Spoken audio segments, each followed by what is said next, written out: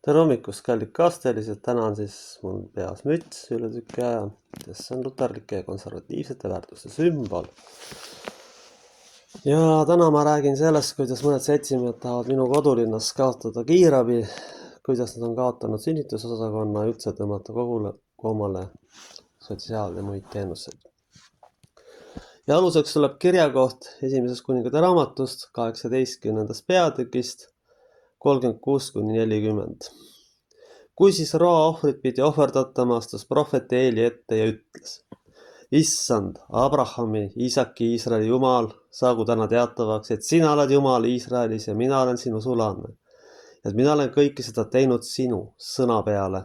Vasta mulle, Issand, vasta mulle, et see rahvas saaks teada, et sina, Issand, oled Jumal, et sina tagasi pööraksid nende südamed. Siis Issanda tuli langes alla ja sõi ära põletusohvri, puud, kivid ja põrmu ning lakkus ära vee, mis oli kraavis. Kui kogu rahvas seda nägi, seitsid nad silmili maha ja ütlesid: Issand on Jumal, aga Eile ütles neile: võtke kinni Baali prohvetit, et ükski neist ei pääseks. Ja rahvas võttis nad kinni ja Eelia viis nad alla Kiisoni jõerde ning tappis nad seal. Aamen. Täpselt selliste Baali prohvetite tasandile on jõudnud kohalik peavool, see siis otseselt Toompeal, kes siis kaalub juba ka kiirabibrigaadi kaotamist, mis on otseselt rahvastiku vähendamise programmi osa, sest sellega surevad esiteks ära pensionärid ja väiksed lapsed ja inimestel kaob motivatsioon siin kandis elada. Ja siis saaks asemele tulla moslemi usku tüübid, kes siis veel viimased reised kasti löövad, kes on kantud liberaalsest ideoloogiast.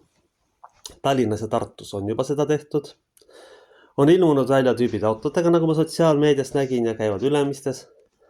Ja probleem ei ole iseenesest islamis ega liberaalsetes väärtustes, probleem on selles, et pannakse teadlikult ühte kompotti, et kohalikest lihtsalt julmalt lahti saada. Siin on mul mitu juhtumit tutvusringkonnas, kus siis väike laps jääb haigeks, koha peal arsti ei ole, ja siis abi saadakse umbes 2-3 tunni pärast. Kui nüüd oleks päris kriitiline olukord, see tähendaks tegelikult surma. See on teadlik mõrv riiklikul tasandil. Ja siis imestatakse, miks iive on madal. Kõik endast sõltuv tehakse rahvastiku likvideerimiseks. Absoluutselt kõik endast sõltuv. Hirmutatakse sõjaga, lollikesed usuvad, kuna haridust ei ole normaalselt kuskilt saadud. Usutakse mingi peavoolu jama.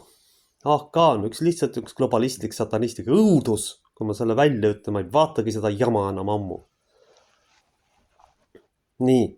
Ja siis usutakse igasugu jama, mida üldse olemas ei ole. Usutakse, et kuskil kaugele olev sõda mõjutab meid. Kuulge inimesed, sõja ajal ka lapsed sündisid. Selleks ei ole maja ega autot vaja. Aga praegu on probleem selles, et noored inimesed on siin Valga piirkonnas viidud nii kaugele, et selleks on lihtsalt vaja laps ellu jaoks autot. See on ebanormaalne täiesti, milleni mindud. Ugri terroristid, kes on globalistidele kasulikud idioodid kuskil Toompeal, tegelevad otseselt rahvastiku likvideerimise ja väljavahetamisega. Olles ise viimased bandiidid tegelikult, kui päris otse välja või lihtsalt lollid sõna otseses mõttes. Ja nagu sellest veel kõigest vähe oleks, nuhitakse rahva järgi. Kontrollitakse kõiki sama mingi autistlik jubedus seal valitseb Toompeal. Mõni tüüp seal meenutab ka lausalt öeldes, ma ei tea keda, või lausa autisti. Sest selline mõttelad ja selline käitumine puhas autistlik. Nii kui meile midagi ei meeldi, paneme pommi alla. Lihtsalt paneme pommi alla. Sõna otseses mõttes.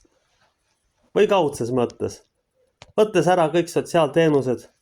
Võttes ära ja siis tahetakse sünnitust. Mõned tüübid ei viitsid isegi sünnitoetust 2 sotti tõsta. Ja enne, kes võimul oli, see ei viitsin ka tõsta.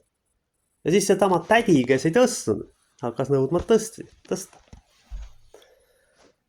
Teate, mul on ausalt tõesti juba ära tüdinenud sellest globalistlikust lollusest ja idiotismist.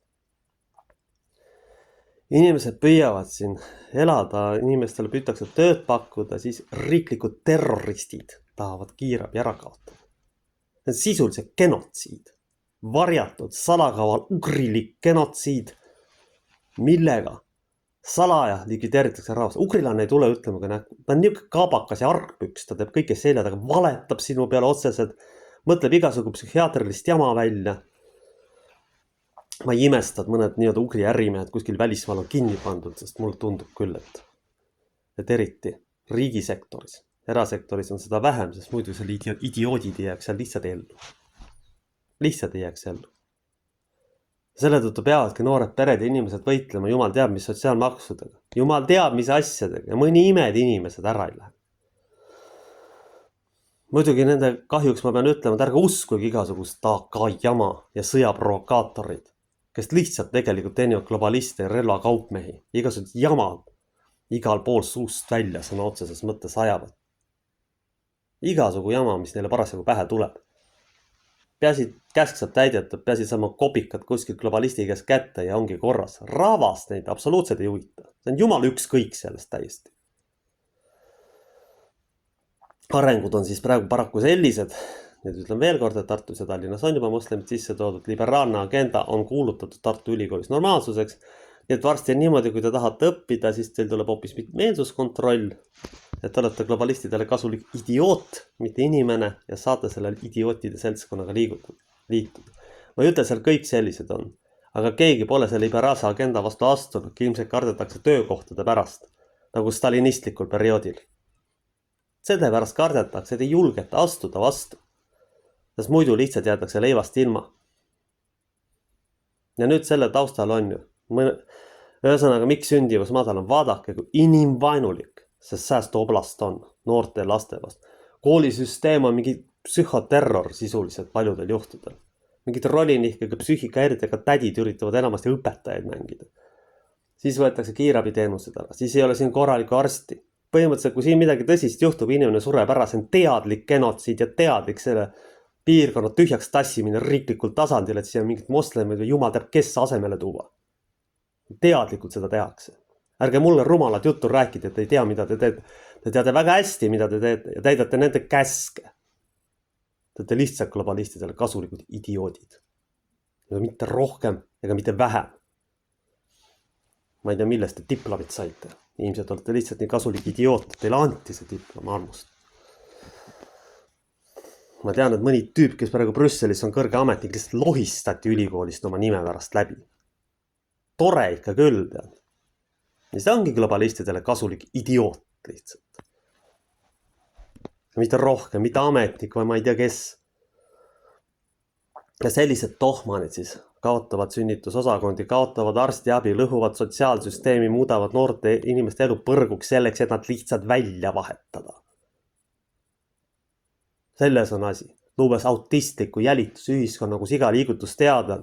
See meenutab mingisugust hullumaja eelpalatid, need seadused. Need pole seadused, need on otsene likvideerimisprotsess. Nüüd veel puudub see, et keegi mind selle jutust vangi pistetakse. Vot see veel puudub, siis on täistrotskism ja stalinism. Sest ei ongi ainult see ongi põhimõtteliselt puudu, mida ma praegu mainisin. Kõik need asjad, mida tehakse, on teadlik rahvastiku väljavahetamine. Ühesõnaga sotsiaalabi on nõrk. Võetakse ära arstiabi teenused siin piirkonnas. Tassitakse sisse mingisuguseid tüüpe igal pool. Seda teevad rehvarid ja muud globalistidele kasulikud idioodid, kes lihtsalt käske täidavad.